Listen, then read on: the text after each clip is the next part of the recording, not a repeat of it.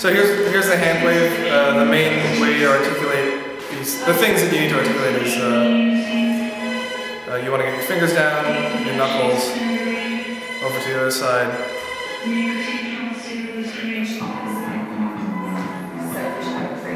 But you don't want to chop it up, you obviously want it to be as smooth as possible. Another way to think about it is that you're creating a U. You're drawing like this shape. Now a lot of people have trouble like articulating very specific points. Like if you find yourself doing that, just try to take note of it and actually like take the time. And also you might want to learn the opposite direction. That comes in useful. And then when you build this out, if you do this across space, you can build this thing called a rail. And a rail is like think about it as like a track for a railroad or like a roller coaster. Right? So here I'm building a rail from here to here to here. This is a classical liquid rail. But obviously, like you're not limited to a plane. You can build it in 3D space. And then you can go around your body too.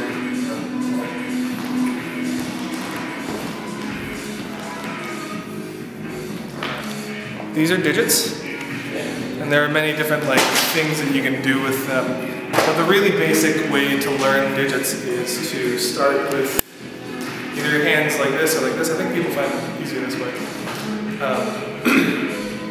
And what you're going to be doing is you're going to be opening them from one side to the other, and then closing them from one side to the other. Right? And I would suggest if you're starting out to use your fingertips. I mean, just think of your fingers opening and closing. And if you want to learn this way too, that might be useful. And then another articulation is the knuckles. Right? Now liquid is all about fixed points, so one way to think about this is that if you follow my nose, it's this fixed point going across my knuckles. But another way to think about it is if you place a fixed point here in space, you can run your knuckles across that fixed point, or your fingers across that fixed point, which creates this nice like contour illusion. Yeah, so popping is a style like very different from liquid. Basically what you're doing is you're taking your muscles and you're just tensing them up. Usually to the beat, I mean always to the beat.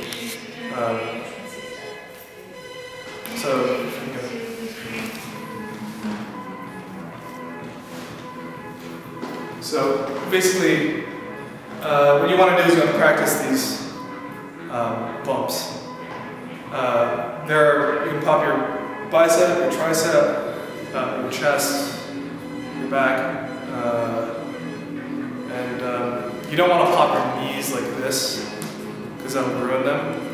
But there are different ways to cheat it, like just like bouncing like this, and that's a nice way to get a very cheap pop out of the rest of your body. As you see, I'm not like tensing many muscles, so it's very easy on my. But when you're popping, you want to think about it as like, if you're like a robot and thrust it over, it takes a lot of energy to give you an impulse to move your momentum somewhere else, right? So pop to move, and then when you stop, you also want to pop to stop. Okay, so pop. Waving comes from popping, like this dance style. If you just do a wave, it looks kind of cool, but if you pop before and after it, it tells a different story. It tells a story of like of a movement that occurs, but the energy that it takes to get in and out of that movement. It's a nice transition. It's a nice way to transition from spot to spot. Tutting is another style from the popping world. Basically, what you want to do is you want to be hitting 90-degree angles anywhere you go. A good friend named Hadouken has come up with this thing called scales for tutting. Think of space like a holodeck. So there are points on your body. One point here, here, and here. A point out here. A point down here. And these points come out forward too. So here, here, and here. So all these points in this grid space. And tutting is just moving from point to point. Right. This is 1, 2, 3, 4,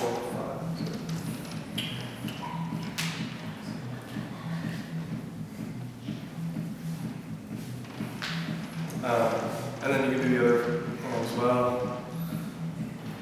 I think I did that.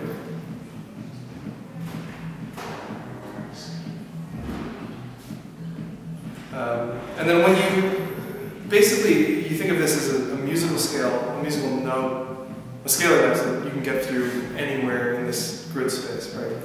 So if you use this, your muscle memory starts to kick in, you know when you're not in sync. And you also know, you can basically just transpose one thing 90 degrees, just my shoulder here. And now all of a sudden my scale, I'm going to show you a quick body wave. What it is, it's fingers up, then the knuckles are up, and these knuckles are up. Wrist, elbow, shoulder, shoulder, elbow, wrist, knuckles, knuckles, fingers. So. And there's this funny thing that happens in the head space. Once you can articulate, right? And then also, think about maybe going across the chest, or maybe across the back, right? Oh, cool. Which will invariably move your head around. But these waves can go, what you're doing when you're thinking about the wave is you are finding all the points between 2 points in your body. This time is going, right. So from here to here, I haven't actually learned all of them. I know a lot of people have found way better ways to articulate this. So, I'm going heel, hip, stomach, chest, and then shoulder, and I go out like that.